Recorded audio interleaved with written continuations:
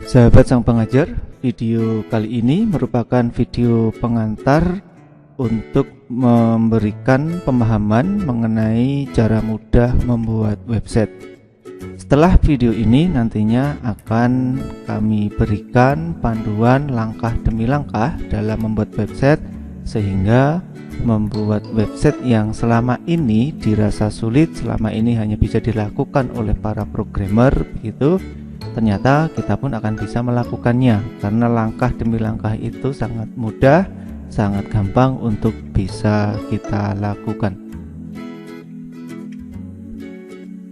Menjadi pertanyaan di awal, mengapa kita perlu memiliki website? Begitu ya. Kita saat ini sudah sering mengakses website ini, website itu, website sekolah ini, lembaga itu, website kementerian, maupun website-website lain, termasuk website berita yang mungkin setiap hari menghiasi dunia kita, begitu. Nah, bisa jadi kita menjadi salah satu orang yang belum memiliki website itu sendiri, sehingga baru bisa mengakses website orang lain. Nah, sehingga menjadi pertanyaan bagi kita, mengapa kita perlu memiliki sebuah website. Nah, sebelum ke sana, maka menjadi pertanyaan tersendiri bagi kita, sebenarnya website itu apa? Nah, kalau kita lihat dari berbagai referensi, kita akan menemukan definisi pengertian dari website adalah kumpulan halaman yang berisi informasi tertentu dan dapat diakses dengan mudah oleh siapapun, kapanpun, dan dimanapun melalui internet. Artinya, ketika kita menyajikan berbagai informasi dalam beberapa halaman, kemudian informasi ini bisa diakses dengan mudah oleh siapapun, kapanpun, dan dimanapun melalui jaringan internet, maka disitulah kita bisa dikatakan telah memiliki website. Dari pengertian ini, maka menjadi penting bagi kita untuk bisa memiliki website, baik untuk website sekolah, website universitas, website pesantren, website pribadi, atau mungkin kita berpikir untuk membuat website untuk urusan bisnis.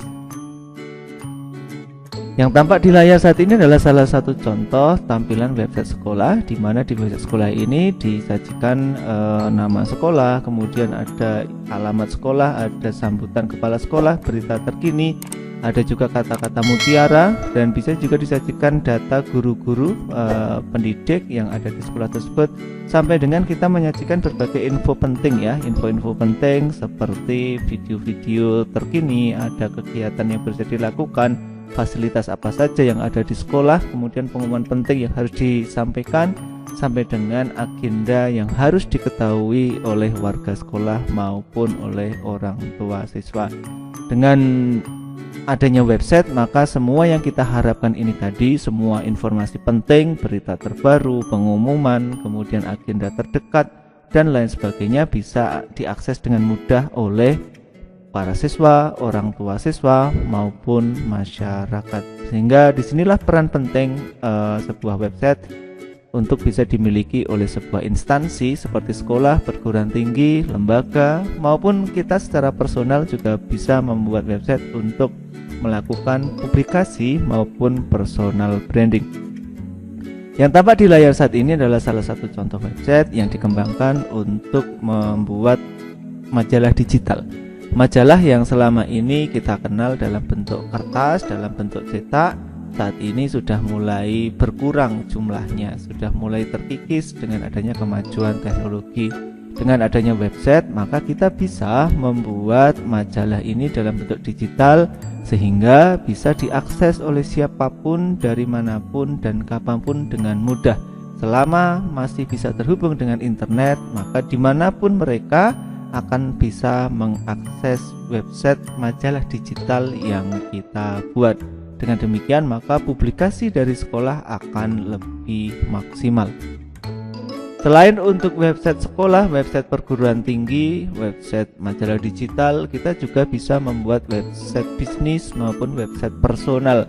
Dengan website ini kita bisa menyajikan beragam informasi penting dari bisnis yang kita kelola ataupun personal diri kita, apa saja yang sudah kita lakukan, fasilitas apa yang bisa diberikan melalui bisnis yang kita geluti saat ini, maupun kegiatan-kegiatan terdekat yang bisa diakses oleh masyarakat secara langsung. Dengan adanya website, maka publikasi ini akan semakin maksimal, jangkauannya akan semakin luas, sehingga produktivitas kita akan semakin meningkat.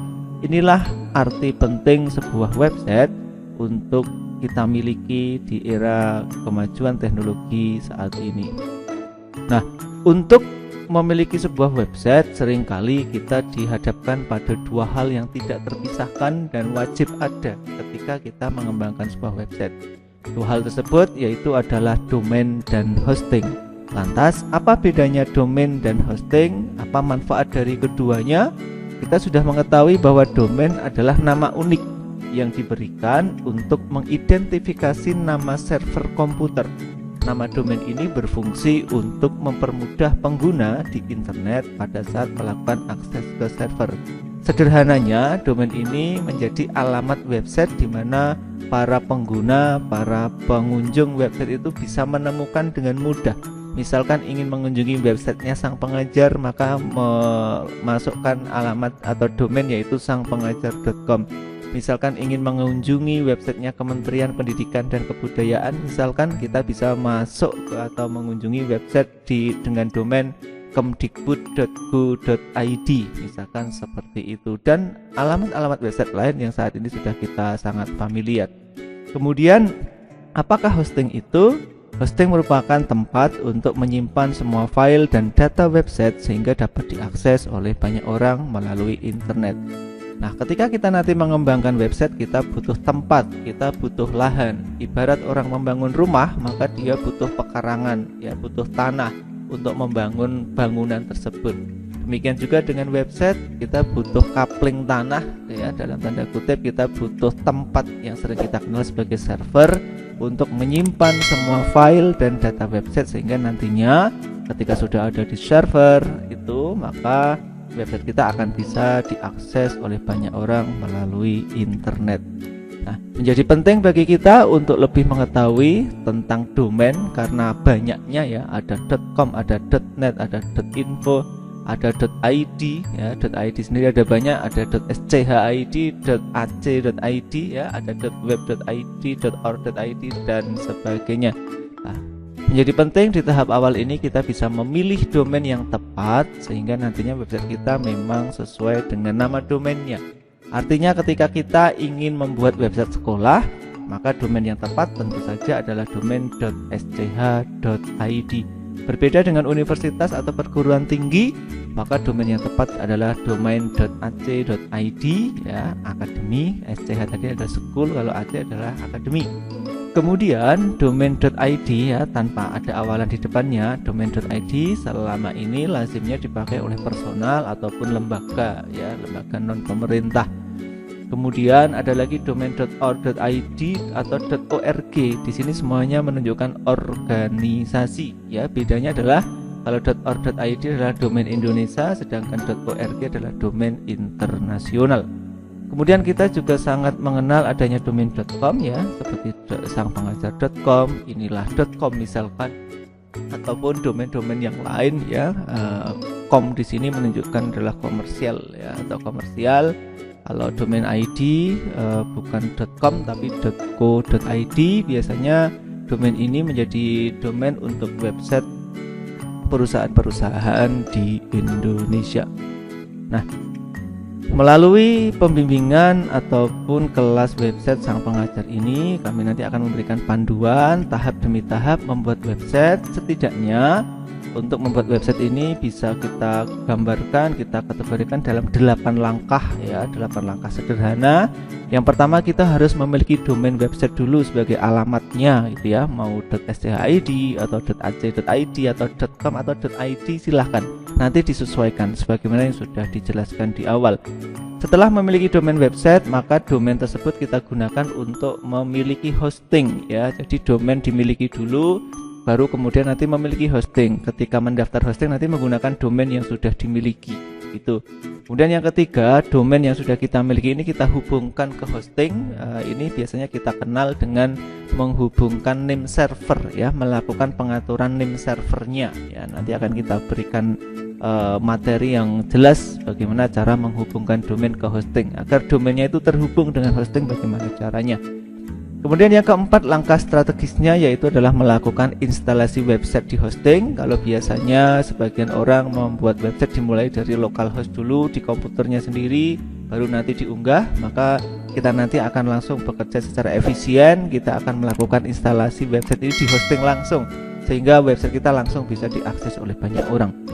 Kemudian yang kelima, ketika websitenya sudah diinstal, kita nanti akan belajar bagaimana cara mengganti tema website. Setelah tema websitenya sudah menjadi bagus tampilannya, kita juga nanti akan belajar bagaimana cara menyesuaikan tema website tersebut. Kita atur slidernya kayak apa, kemudian kategori yang ada di website apa saja, begitu ya. Kemudian widgetnya apa saja, menu-menunya apa saja, nanti ada di poin nomor 6 ini, menyesuaikan tema website. Kemudian yang tidak kalah pentingnya, website itu tidak ada artinya kalau tidak ada kontennya ya. Tampilan sebagus apapun, kalau kemudian kontennya sangat sedikit, maka akan jarang dikunjungi. Maka poin penting di nomor 7 ini adalah bagaimana kita bisa membuat konten website.